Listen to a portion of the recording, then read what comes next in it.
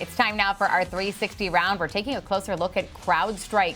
The company beat analyst expectations on the top and bottom lines, issued strong guidance, but we've seen shares seesawing around the unchanged line. Right now, they are up about 1%. When we started the show, they were lower on the day. So let's take a closer look with our guests. Joining us now, Dave Chronister, founder and CEO at Perimeter Security, and Rajiv Sahini, the head of international portfolio management at Wave Digital Assets. Thank you both for being with us today. Dave, let's start with you here.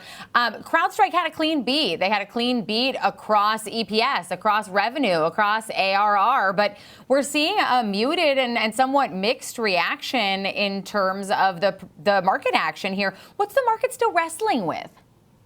I think what we're seeing here is the difference between the technology professionals and the investors. The investors are a lot more hopeful about AI, where a lot of us cybersecurity experts are a lot more skeptical of it, especially with something as critical as MDR.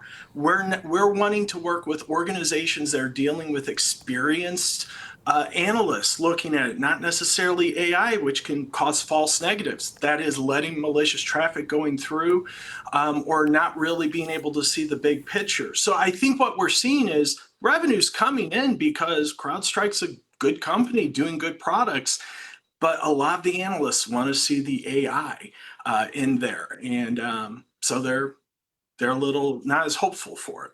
Not as hopeful, although we are moving slightly higher. I do want to welcome in our second guest here helping us break down these results here, though, Ed Butowsky, the managing partner at Chapwood Investments, joining us now.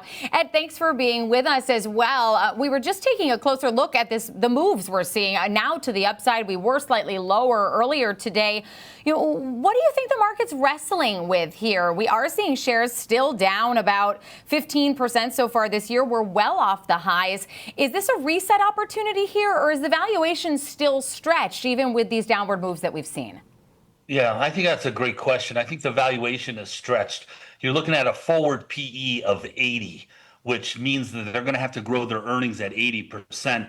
And even their 2027 forecast is about half of 80. So that still shows that the stock is very expensive. That's why in the short run, I have a target price of about 475. And then in the long run, I have a target price of 800, because I believe that everybody, as we get into new generations of computers, wars are going to be fought through the computer, and cybersecurity is going to be at the mainstay and the forefront of it. And why not go with the best? And CrowdStrike seems to be competitively at the best. So I think that CrowdStrike is going to be rewarded for their Falcon technology, which is AI related. So there's a lot of confusion about the company, but from an earnings standpoint, and that's what everything comes back to, is how much money are they going to make? And I do believe that 2026 is going to be a good year, but 2027, they're already giving guidance for that. And that's when they're going to catch up to their PE. And Dave, you've both mentioned AI and some of the confusion or perhaps the misunderstandings around cybersecurity and its role in battling AI. We saw the sell-off after Anthropic's tool came out and really highlighted that investor anxiety. What are the markets really missing here about AI's actual threat to cybersecurity platforms? There was a study done last year which showed that the best LLM out there at the time was Grok. Still hallucinated up to 15% of the time.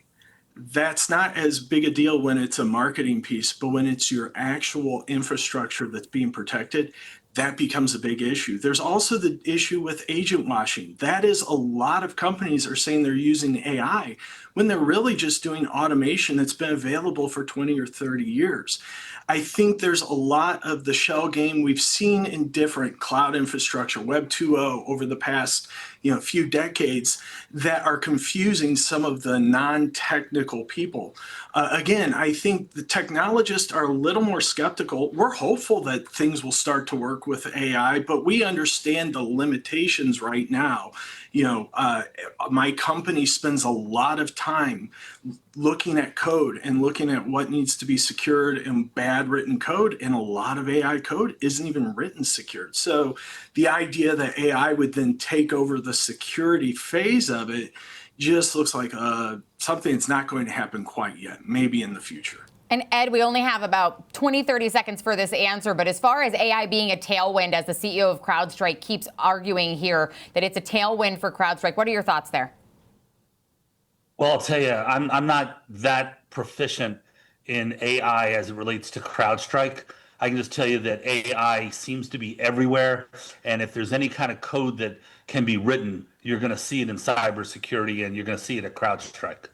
All right. Well, I wish we could keep talking, but we are sadly out of time. We appreciate you both being with us to take a closer look at CrowdStrike trading up 1% right now. That's Dave Chronister, founder, CEO at Parameter Security, and Ed Butowsky, the managing partner at Chapwood Investments.